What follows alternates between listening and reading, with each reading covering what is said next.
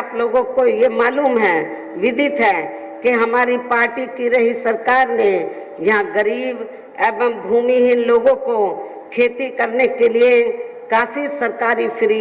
जमीन भी दी है। उसे नियमों के तहत यहाँ आगे भी जरूर दिया जाएगा। पूर्व की तरह इस बार भी गरीब आवासहीनों को सभी सुविधाओं के साथ फिर से 2 कमरों के पक्के मकान फ्री में बना कर दिए जाएंगे।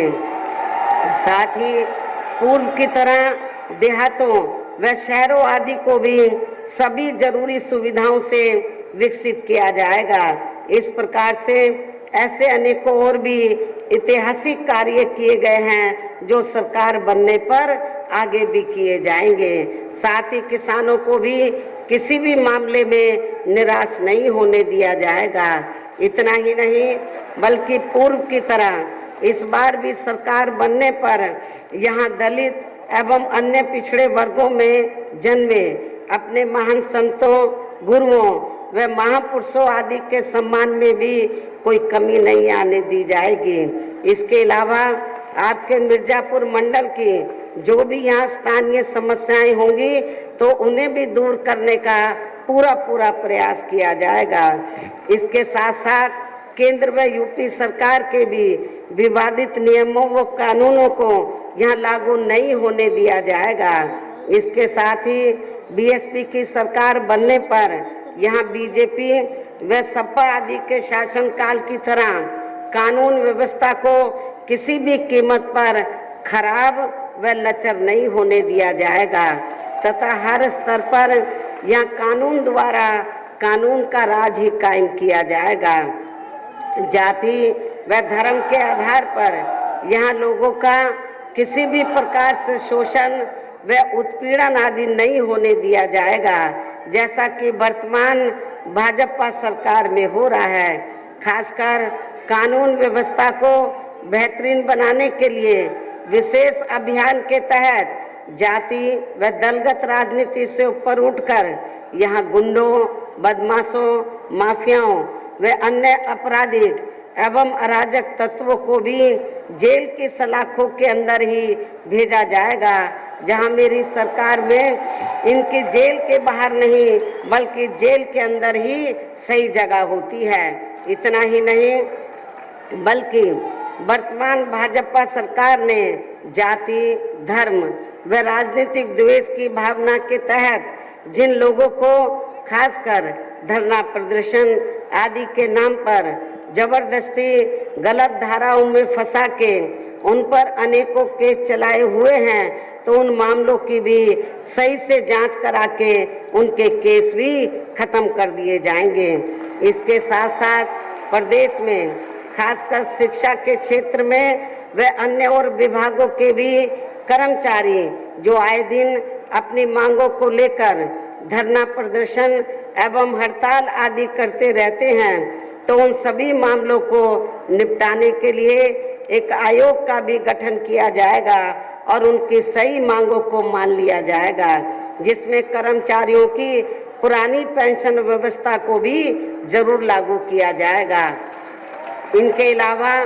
सर्वजन हिताय व सर्वजन सुखाय को लेकर अन्य और भी जरूरी कार्य किए जाएंगे, लेकिन ये सभी कार्य करने के लिए इस चुनाव में यहाँ बीएसपी को सत्ता में लाना बहुत जरूरी है, जिसके लिए पार्टी के लोगों को वोट पड़ने तक यहाँ सभी विरोधी पार्टियों के साम दाम दंड भेद आदि हथकंडों से भी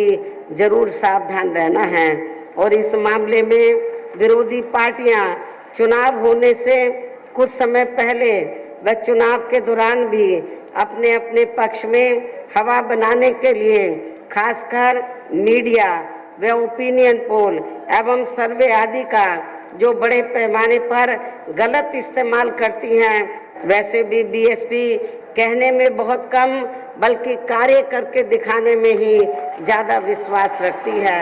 और ऐसा हमने यहाँ यूपी में अपनी चारों रही सरकारों के दौरान करके भी दिखाया है। इसके साथ ही हमारी पार्टी की चारों रही सरकारों ने प्रदेश में बिगड़ी हुई कानून व्यवस्था को सुधारने के साथ साथ प्रदेश के विकास व आम जनहित के लिए जो असंख्य अति महत्वपूर्ण कार्य किए हैं वो अभी तक या किसी भी विरोधी पार्टी की सरकार ने नहीं किए हैं, बल्कि ज़्यादातर उन्हीं कार्यों के नाम व स्वरूप आदि बदलकर अब विरोधी पार्टियों की सरकारें उन्हीं को ही भुनाने में लगी रहती हैं। लेकिन उन कार्यों के प्रति उनकी नीयत व सोच सही नहीं होने के कारण उसमें भी ये पार्टियां ज़्यादा सफल नहीं हो पाई हैं। और अब मेरा यही कहना है कि आप लोगों को इस चुनाव में अपने हित व कल्याण के लिए या फिर से बीएसपी की सर्वजन हिताय व सर्वजन सुखाय की नीतियों पर आधारित सरकार बनाना बहुत जरूरी है। और इसके लिए पार्टी के लोगों को वोट पड़ने वाले दिन सबसे पहले सुबह उठते ही व समय से अपने अपने पोलिंग बूथों पर अपना वोट डालने के लिए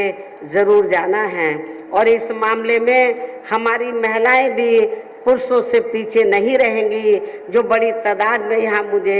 सुनने के लिए आई हैं। मैं अपनी महिलाओं से पुरजोर अपील करती हूँ, उस दिन आप अपने घर में कार्य बाद में करेंगी, सबसे पहले आप अपना वोट डालने के लिए अपने अपने पोलिंग बूथों पर जरूर जाएंगी। हमारे पुरुष भी इस मामले में पीछे नहीं रहेंगे। इसके साथ ही आपका वोट अन्य कोई व्यक्ति ना डाल सके,